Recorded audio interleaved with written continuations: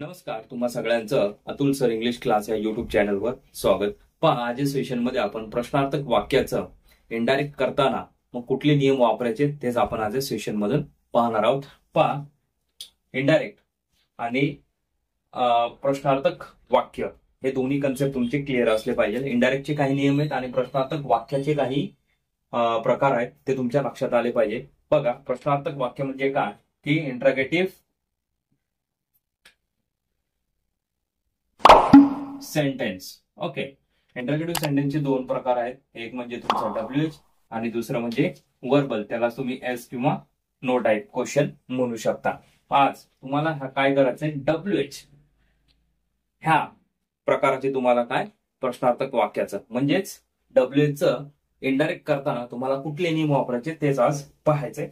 पहिला आहे बघा, लिहून घ्या तुम्ही, तुमच्यासाठी खूप महत्वाचं आहे विद्यार्थ्यांनो.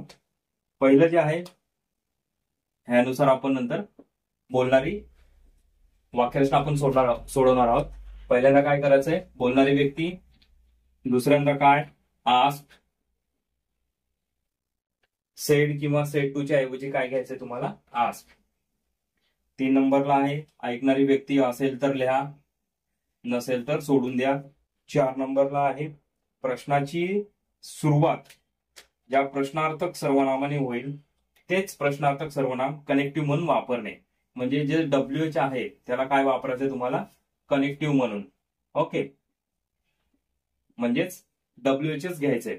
त्याच्यानंतर कर्ता, नंतर 6 नंबरला टू बी चं रूप किंवा क्रियापद आणि 7 नंबरला आहे राहिलेला भाग पण काळात बदल करणे. ओके, आता वाक्यरचना पाहू, मग तुमच्या लक्षात येऊन जाईल की हे नियम कसे लागू होतात. पहिलं वाक्य आहे तुमचं,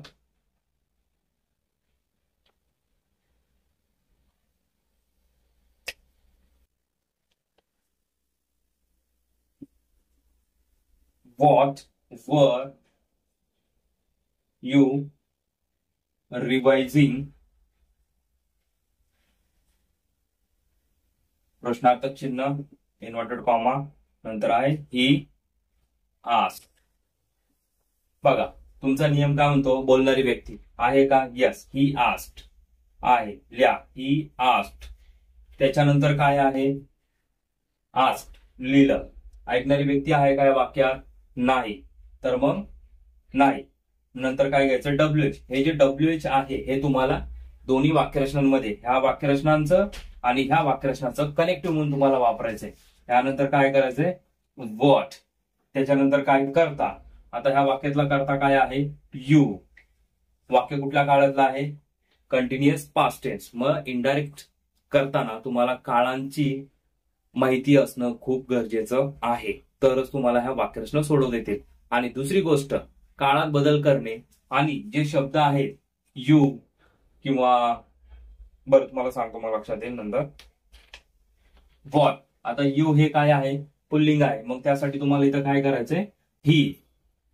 हे जे बदल आहेत हे तुमच्या लक्षात आले पाहिजे. He had, continuous past tense असेल तर त्याचं तुम्हाला बदल करताना काय करायचंय, कंटिन्युअस परफेक्ट पास्ट टेन्स घ्यायचा. म्हणजे he had been revising. Okay, he asked what he had been revising. त्यानंतरची वाक्यरचना पहा, I said to Varun, comma, inverted comma, what does it mean. What does it mean, question mark आणि inverted comma, complete. आता वाक्यरचना पहा,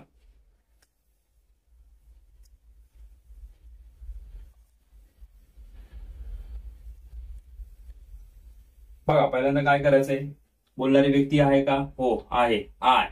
नंतर sed to च्या ऐवजी काय करायचंय, आस्क्ड घ्या, दुसरा नियम आस्क्ड. त्याच्यानंतर ऐकणारी व्यक्ती आहे का, यस आहे, वरुण, आय आस्क्ड वरुण. नंतर जे प्रश्नार्थक सर्वनाम आहे ते तुम्हाला काय कनेक्टिव्ह म्हणून घ्यायचंय, व्हॉट. काळ कोणता आहे, व्हॉट डज इट मीन, म्हणजे सिंपल प्रेझेंट टेन्स आहे. मग याचं कन्वर्ट कशात होणार, सिम्पल पास्ट टेन्स मध्ये. मग पहा, what does it mean. What, बघा, व्हॉट इट करता नंतर काय, क्रियापद. मग आता हे सिम्पल पास्ट टेन्स म्हणलं तर काय, इट नंतर क्रियापदाचं दुसरं रूप आणि फुल स्टॉप. ओके, झालं वाक्य क्लिअर. पहा, अजून एक वाक्य घेतो. हे सूत्र पाठ करा म्हणजे तुम्हाला डब्ल्यूएच करताना, डब्ल्यूएच इनडायरेक्ट करताना तुम्हाला प्रॉब्लेम येणार नाही.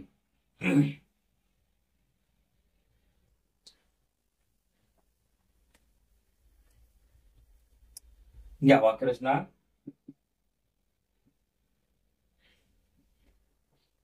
Father asked, comma,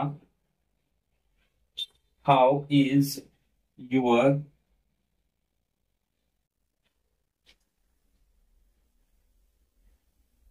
your games teacher, comma, नंतर मग अन्नू आणि प्रश्नार्थक चिन्ह, इनव्हर्टेड कॉमा, कम्प्लीट. आता ही वाक्यरचना बघा. आता फादर आस्क्ड, बोलणारी व्यक्ती कोण आहे, फादर. मग घ्या फादर, नंतर आहे आस्क्ड, इथं आहे ऑलरेडी, मग आस्क्ड घ्या. सेड असेल तर त्याऐवजी तुम्हाला आस्क्ड घ्यायचे. त्याच्यानंतर बोलणारी व्यक्ती आहे फादर. आता मग ऐकणारी व्यक्ती कोण आहे, अन्नू. मग घ्या अन्नू, फादर आस्क्ड अन्नू. त्याच्यानंतर कॉमन नाही, नंतर तुम्हाला जे प्रश्नार्थक आहे त्याला तुम्हाला कनेक्टिव्ह म्हणून घ्यायचंय. हाऊ आहे इथं, हाऊ. वॉज म्हणजे इथं इजचं, सॉरी, हाऊ नंतर तुम्हाला काय करायचंय, करता. आता करता म्हणलं तर बघा, हे युअरचं काय होणार, हर, कारण की अन्नू ही मुलगी आहे म्हणून इथं हर. गेम्स, टीचर, नंतर आहे त्याचं टू बी स्वरूप वॉज आणि फुल स्टॉप. ओके, आता हे अन्नू स्त्रीलिंग असल्यामुळे इथं तुम्हाला काय करायचंय, हर घ्यायचंय आणि हे प्रेझेंट आहे त्याचं पास्ट करायचंय. हा लक्षात. हे नियम वापरून तुम्ही प्रश्नार्थक वाक्याचे इनडायरेक्ट करताना हे तुम्हाला नियम उपयोगी पडतील. आता ह्या सेशनमध्ये काय तुम्हाला डाऊट असतील तर कमेंट बॉक्समध्ये कमेंट करा आणि पुढील सेशनमध्ये आपण असंच एखादं कन्सेप्ट घेऊन येऊ. तोपर्यंत जय हिंद, जय महाराष्ट्र.